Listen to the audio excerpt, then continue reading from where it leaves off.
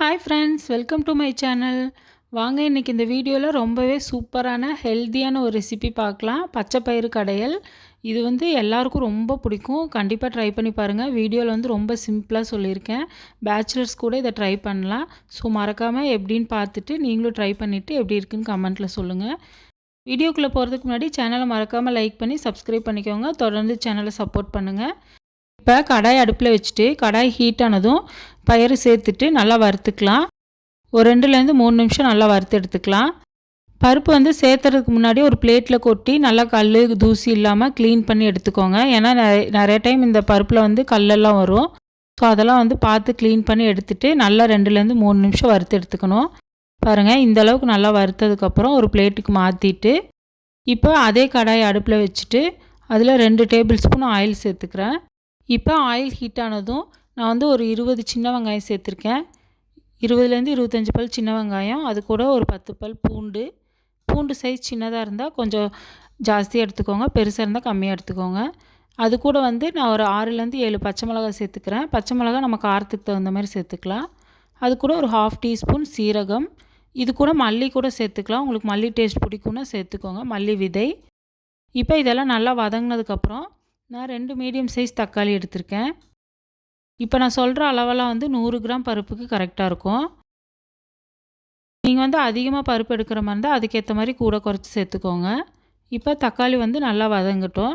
சைட்லேயே வந்து ரைஸ் வெந்துட்டுருக்கு. இப்போ தக்காளி ஒரு 2 நிமிஷம் நல்லா வதங்கிருச்சு. இப்போ ஆஃப் பண்ணிவிட்டு நான் வந்து குக்கரில் இப்போ பருப்பை சேர்த்துட்டு ஒரு 2 டைம் நல்லா வாஷ் பண்ணி எடுத்துக்கிறேன். நல்லா வாஷ் பண்ணி எடுத்துட்டு அது கூட வந்து இப்போ நம்ம வதக்கி வச்சுருக்க வெங்காயம், தக்காளி, பச்சை மிளகாய் சேர்த்துக்கலாம். இப்போ இதெல்லாம் சேர்த்ததுக்கப்புறம் நான் ஒரு 1/2 லிட்டர்லேருந்து 3/4 லிட்டர் தண்ணி சேர்த்துருக்கேன். இது கூட ஒரு 1/2 டீஸ்பூன் மஞ்சத்தூள் சேர்த்துக்கலாம். சேர்த்துட்டு நல்லா மிக்ஸ் பண்ணி விட்டு மூடி போட்டு வெயிட் வச்சு 10 விசில் வச்சு எடுத்துக்கலாம். அப்போ தான் பருப்பு வந்து நல்லா வெந்து வரும். நம்ம 10 விசில் வைக்கிறதுனால தண்ணி வந்து கொஞ்சம் கூட தான் ஊற்றணும். ஸோ அதனால் பார்த்து அதுக்கேற்ற மாதிரி தண்ணி வச்சுக்கோங்க. இப்போ 10 விசில் வந்து ப்ரெஷர்லாம் ரிலீஸ் ஆனதுக்கப்புறம் ஓப்பன் பண்ணி பார்க்குறேன். பாருங்கள், பருப்பு நல்லா சூப்பராக வந்திருக்கு. தண்ணியெல்லாம் நல்லா அப்சர்வ் ஆகி நம்ம ஊற்றின தண்ணியெல்லாம் குறைஞ்சி எப்படி இருக்குது பாருங்கள். இப்போ பருப்பை வந்து நான் கையில் தொட்டு காட்டுறேன் பாருங்கள். இந்த மாதிரி நல்லா அமுத்துனா சாஃப்டாக வெந்திருக்கணும். அப்போ தான் வந்து நமக்கு அடையிறதுக்கு ஈஸியாக இருக்கும். இப்போ உங்களுக்கு பருப்பு வேகாத மாதிரி இருந்துச்சு அப்படின்னா நீங்கள் மறுபடியும் கூட 2-3 விசில் வச்சு எடுத்துக்கலாம். இப்போ நான் மத்து போட்டு கடைஞ்சிக்கிறேன். ஒரு கையில் கேமரா இருந்ததுனால இப்போ நான் இந்த ஸ்மாஷர் எடுத்து நல்லா மசிச்சு எடுத்துக்கிட்டேன். இப்போ பருப்பு இந்தளவுக்கு நல்லா மசிஞ்சதுக்கப்புறம் நான் தேவையான அளவு உப்பு சேர்த்துக்கிறேன். உப்பு சேர்த்துட்டு நல்லா மிக்ஸ் பண்ணி விட்டு எடுத்துக்கலாம். இப்போ பருப்பு வந்து ரெடி ஆயிடுச்சு. இப்போ நம்ம வந்து தாளிச்சிடலாம். அதுக்கு அடுப்பை ஆன் பண்ணிவிட்டு அதில் வந்து சின்ன தாளிக்கிற கரண்டி வச்சு அதில் வந்து நான் 2 டேபிள் ஸ்பூன் தேங்காய் எண்ணெய் சேர்த்துருக்கேன். தேங்காய் எண்ணெய் இதுக்கு வந்து மெயின், மறக்காமல் தேங்காய் எண்ணெய் சேர்த்துக்கோங்க, டேஸ்ட்டு சூப்பராக இருக்கும்.